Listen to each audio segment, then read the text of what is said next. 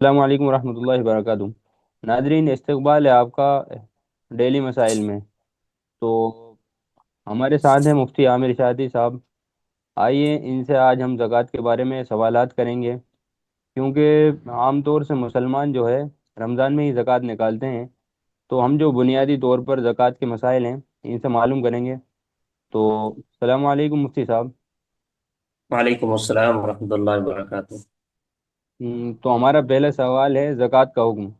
क्योंकि किसी भी चीज़ के लिए जो फर्ज होती है या वाजिब है या सुन्नत है साबित है कुछ भी है, तो उसके लिए सबसे पहले उसका हुक्म जानना ज़रूरी होता है। तो आपसे हमारा पहला सवाल यही है कि ज़कात का हुक्म क्या है।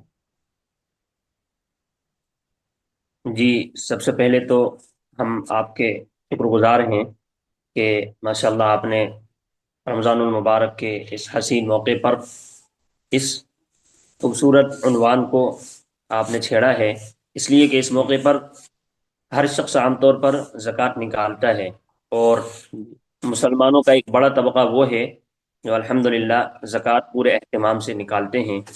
और किसी भी हुक्म के मसाइल को जानने से पहले उसका हुक्म जानना हर शख्स के लिए ज़रूरी है। तो हम मुख्तसर अंदाज में आपको बताने की कोशिश कर रहे हैं इंशाअल्लाह। दुआ भी करें कि अल्लाह ताला आसानी के साथ कहने की तौफीक नसीब फरमाए। सबसे पहले तो कुरान करीम में अल्लाह रब्बुल इज़्ज़त ने इरशाद फरमाया है, अकीमुस्सलात व आतुज़ ज़कात, नमाज कायम करो और ज़कात अदा करो। ये कुरान करीम की एक आयत है। वरना तो इस तरीके की कई आयत हैं कि जिनमें नमाज के साथ साथ ज़कात अदा करने का हुक्म दिया गया है। और ज़कात का हुक्म सुनने के बाद अब इसको भी सुनिए कि ज़कात किस शख्स पर वाजिब होती है। इसलिए कि अगर किसी को मालूम ही नहीं होगा कि उसके ऊपर ज़कात वाजिब होती है या नहीं, उसके ऊपर निसाब के बकदर माल है या नहीं, तो वो सही तरीके से ज़कात अदा नहीं कर सकेगा। इसलिए ज़कात के जो शराइत हैं उनको सुनिए। अगर किसी शख्स के पास निसाब के बकदर माल है, इसी तरीके से वो माल का मालिक भी है, और उसका वो माल कर्ज से खाली है, इसी तरीके से जो भी माल उसके पास है वो माल नामी है, यानी उसके अंदर बढ़ने की सलाहियत है। जैसे खेती बाड़ी है, उनके अंदर बढ़ने की सलाहियत होती है। तिजारत का माल है, सोना चांदी है। इसी तरीके से जो शख्स ज़कात अदा कर रहा है, दे रहा है, वो अक्लमंद हो, लिहाजा बेवकूफ़ शख्स पर ज़कात वाजिब नहीं है। वो मुसलमान हो, लिहाजा नॉन मुस्लिम्स पर ज़कात वाजिब नहीं है। वो शख्स बालिग हो, लिहाजा बच्चे पर ज़कात वाजिब नहीं है। इसी तरीके से वो शख्स आज़ाद हो, लिहाजा ग़ुलाम और बांदियों पर ज़कात वाजिब नहीं है। अभी आपने सुना कि वो निसाब का मालिक हो। इसको समझने की कोशिश करते हैं। निसाब के मालिक का मतलब ये है कि वो शख्स 7.5 तोला सोना या 52.5 तोला चांदी या इतना रुपया पैसा या इतना तिजारत का सामान उसके पास मौजूद हो कि जो 52.5 तोला चांदी की मकदार को पहुंच सके, जिससे हम 52.5 तोला चांदी खरीद सकें। इसी तरीके से अगर किसी शख्स के पास 7.5 तोला सोना तो नहीं है, 52.5 तोला चांदी भी नहीं है, या इतना रुपया पैसा भी नहीं है कि जिससे वो 52.5 तोला चांदी खरीद सके, तो ऐसे शख्स के लिए ये नहीं समझना चाहिए कि उस पर जक़ात वाजिब नहीं है। बल्कि उसके पास थोड़ा सा सोना है, थोड़ी सी चांदी है, कुछ रुपये पैसे भी हैं, सबको मिलाकर देखा जाएगा कि वो 52.5 तोला चांदी की मकदार को पहुंच रहे हैं या नहीं। अगर वो 52.5 तोला चांदी की मकदार को पहुंच रहे हैं, ऐसे शख्स पर भी ज़कात वाजिब हो जाएगी। लिहाजा अगर किसी शख्स के पास इतनी दौलत, इतना माल या ज़रूरत से ज़ायद इतना साजो सामान नहीं है कि जो 52.5 तोला चांदी की मकदार को पहुंच सके, उस पर ज़कात वाजिब नहीं होगी। तो ये मुख्तसर अंदाज में हमने ज़कात का हुक्म आपके सामने रखने की कोशिश की है। अच्छा। तो अब ये सवाल ये पैदा होता है कि जैसे किसी चीज़ का हुक्म के बाद कोई भी चीज़, अगर जैसे उसका हुक्म है वाजिब है, अब उसकी अहमियत का सवाल आता है। तो आपसे हमारा दूसरा सवाल यही है कि ज़कात की अहमियत क्या है। जी, ये भी अहम चीज़ है कि अगर किसी चीज़ की अहमियत हमें मालूम होगी तो उसको अदायगी के लिए भी हमारा दिल बहुत जल्द राग़िब हो जाएगा। इसी तरीके जी। से अगर उसकी जो भी अदा न करने पर सख्ती और वईदें हैं वो हमारे सामने होंगी, तब भी हमारा दिल उस चीज़ को अदा करने के लिए जल्द आमादा हो जाएगा।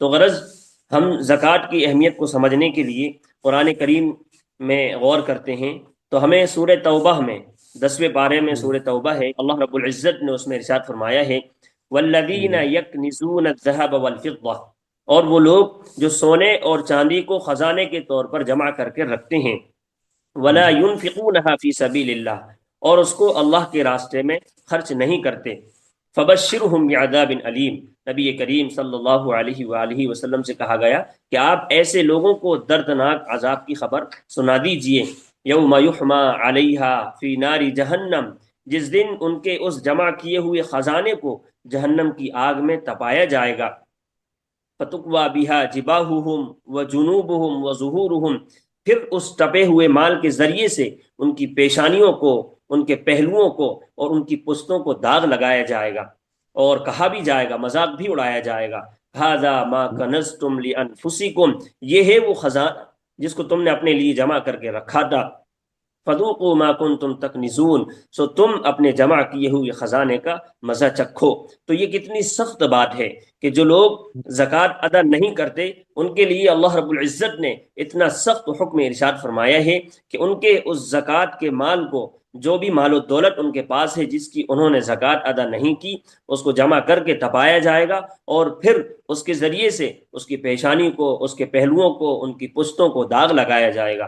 اسی طریقے سے احادیث مبارکہ میں بھی کئی جگہوں پر اس طریقے کی وعیدیں سنائی گئی ہیں۔ اسی طریقے سے اسی کے ملتی جلتی ایک وعید حضرت مولانا منظور نعمانی رحمۃ اللہ علیہ نے اسلام کیا ہے ایک کتاب ہے، اس میں ارشاد فرمائی ہے کہ اس کے سارے مال و دولت کو تختیاں بنایا جائے گا اور پھر ان کو آگ میں تپایا جائے گا، اور پھر اسی طریقے سے اس کی پیشانی، اس کے پہلو اور اس کے پیٹھ کو داغ لگایا جائے گا۔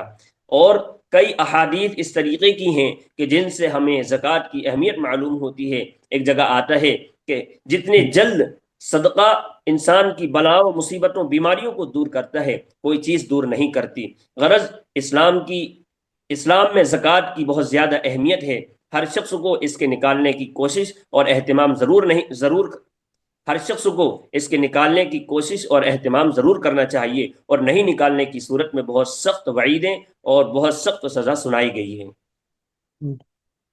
تو مفتی صاحب، اب جیسے کہ ہم نے حکم بھی معلوم کر لیا ہے زکوٰۃ کا اور اہمیت بھی معلوم کر لیا ہے، تو تیسرا سوال یہی پیدا ہوتا ہے کہ زکوٰۃ کے مستحقین کون ہیں، کس کو زکوٰۃ دی جائے؟ جی ماشاءاللہ، یہ بھی بہت اہم سوال ہے، اس لیے کہ اگر ہم نے مستحقین کو زکوٰۃ نہیں دی، ہماری زکوٰۃ ادا ہی نہیں ہوگی۔ اگر ہم مستحقین جی کو زکوٰۃ دیں گے اسی وقت ہماری زکوٰۃ ادا ہوگی۔ اب مستحقین کون کون ہیں؟ قرآن کریم میں کئی سارے لوگوں کی فہرست بیان کی گئی ہے، ان میں سے سب سے پہلے مسافر شخص کو بھی، مسکین، غریب، جو مسکین اور غریب، ان میں سے سب سے پہلے مساکین، غربا، ان کو ہم زکوٰۃ ادا کر سکتے ہیں۔ اسی طریقے سے مسافر شخص ہے، وہ مالدار تو تھا لیکن سفر میں کسی وجہ سے اس کا مال و دولت ختم ہو گیا، وہ غریب ہو گیا یا چوری ہو گیا، مال گر گیا، تو مسافر شخص کو بھی ہم زکوٰۃ ادا کر سکتے ہیں۔ اسی طریقے سے مقروض شخص کہ جس کے اوپر قرض کا بوجھ ہو، تو ہم اس کے قرض کے بوجھ کو زکوٰۃ کے مال کے ذریعے سے ہلکا کر سکتے ہیں، اس کو زکوٰۃ ادا کر سکتے ہیں۔ اسی طریقے سے جو اسلامی سلطنت ہوتی ہے وہاں پر جو زکوٰۃ کے وصول کرنے والے کارندے ہوتے ہیں ان کو بھی ہم زکوٰۃ ادا کر سکتے ہیں۔ موجودہ وقت میں مدارس اسلامیہ ہیں، ان کو بھی ہم زکوٰۃ ادا کر سکتے ہیں۔ غرض ہم اگر کسی شخص کو زکوٰۃ ادا کر رہے ہیں تو ایسی صورت میں اس کا مستحق ہونا ضروری ہے۔ اب یہ بھی سنیے کہ مستحق کس شخص کو کہتے ہیں۔ مستحق غریب فقیر کس شخص کو کہتے ہیں؟ جو شخص نصاب کا مالک نہ ہو، جس کے اوپر زکوٰۃ واجب نہ ہو، وہ زکوٰۃ کا مستحق ہوتا ہے، اس شخص کو ہم زکوٰۃ دے سکتے ہیں اور وہ زکوٰۃ لے بھی سکتا ہے۔ امید ہے کہ یہ سارے مسائل آپ کی سمجھ میں آ گئے ہوں گے۔ جزاکم اللہ خیرا و احسن الجزاء۔ مفتی صاحب، ایک سوال اور میں اپنی طرف سے پوچھنا چاہوں گا کہ جی اب جی یہ ساری فرمائیں۔ چیزیں تو ہو گئیں کہ ہمیں مستحقین کا بھی پتہ چل گیا کہ مستحقین کو دینے چاہیے۔ اب ایک سب سے بڑا سوال پیدا یہ ہوتا ہے، کیونکہ ہم زکوٰۃ دینے نکلیں گے تو ہمیں یہ بھی معلوم ہونے چاہیے کہ کتنی زکوٰۃ دینا ہے، کتنی پرسنٹ زکوٰۃ دینا ہے کتنے مال پہ۔ جی یہ تو بھی آپ اس بہت پہ اہم تھوڑی سی سوال روشنی ہے ڈالیں۔ ماشاء اللہ۔ جی جی ماشاء اللہ، یہ بہت اہم سوال ہے۔ کہ ایک شخص کو جی کتنی زکوٰۃ ادا کرنا ہے۔ اگر کوئی شخص ایسا ہے جو سرکار کی نظر میں اس پر ٹیکس عائد جی ہوتا ہے، تو سرکار عام جی طور پر اس سے 30% یا اس سے کم زیادہ ٹیکس وصول کرتی ہے۔ جی اسی طریقے جی سے جو اسلامی حکم ہے، شرعی حکم ہے، اس میں زکوٰۃ کے لیے صرف 2.5% زکوٰۃ ادا کرنا ہے۔ اگر کسی شخص کے پاس جیسے 1 لاکھ روپیے ہیں تو اس کو 2,500 روپیے زکوٰۃ ادا کرنا ہے، پھر جیسے جیسے ہر 100 روپیے پر 2.5 روپیہ، 2.5% کے اعتبار سے اس کو زکوٰۃ ادا کرنا ہے، جس کو شریعت میں 40ویں حصے کے نام سے بیان کیا گیا ہے۔ اگر کسی شخص کے پاس 40,000 روپیے ہیں، جبکہ 40,000 اگر صرف ہیں تو ان پر زکوٰۃ واجب جی نہیں ہوگی، لیکن جیسے چالیس جی ہزار روپیے ہیں ان پر 1,000 روپیے نکلیں گے، 80,000 روپیے ہیں ان پر دو جی ہزار روپیے نکلیں گے۔ اسی طریقے سے اگر جی 1 لاکھ روپیے ہیں تو اس پر 2,500 روپیے زکوٰۃ نکلے گی۔